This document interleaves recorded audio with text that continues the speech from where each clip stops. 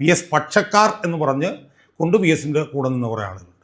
അവരെല്ലാവരും കൂടെ ചേർന്ന് അവസാനം വി എസിനെ ചതിക്കുകയും അവരുടെ എല്ലാവരുടെയും സമ്മർദ്ദത്തെ തുറന്നിട്ടാണ് വി എസിന് അവസാനം തൻ്റെ തീരുമാനം മാറ്റിവെക്കേണ്ടി വന്നത്. മനസ്സിലായോ?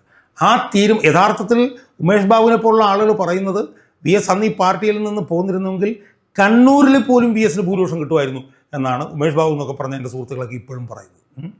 പക്ഷേ ഈ വി എസിൻ്റെ കൂടെ നിന്ന കുറേ സോക്കോൾഡ് കുറേ വി എസ് പക്ഷം എന്ന് പറഞ്ഞിട്ട് കുറേ അവസരവാദികളുണ്ട്. ഞാൻ അവരുടെ പേരുകൾ പറയുന്നില്ല, കാരണം പലരും എൻ്റെ സുഹൃത്തുക്കളായിരുന്നു. അവരൊക്കെ തീർത്തും അവസരവാദികളായിരുന്നു. ആ അവസരവാദികളാണ് ശരിക്കും വി എസിനെ തകർക്കുകയും ഇല്ലാതാക്കുകയും ഒക്കെ ചെയ്തത്. അന്ന് വി എസ് ഇറങ്ങി വന്നിരുന്നുവെങ്കിൽ യഥാർത്ഥ പരിശുദ്ധമായ രാഷ്ട്രീയവും പ്രത്യയശാസ്ത്രവും മുന്നോട്ട് കൊണ്ടുവന്നൊരു കമ്മ്യൂണിസ്റ്റ് പാർട്ടി കേരളത്തിൽ ഉണ്ടാകുമായിരുന്നു. അത് ഇല്ലാതാക്കിയതിൻ്റെ കാരണം അന്ന് വി എസ് പക്ഷക്കാരെന്ന് പറഞ്ഞ് വി എസിനോടൊപ്പം നിന്ന് അതിൻ്റെ നേട്ടം മുഴുവൻ അനുഭവിച്ച കുറേ സംസ്ഥാനതല നേതാക്കന്മാരാണ്.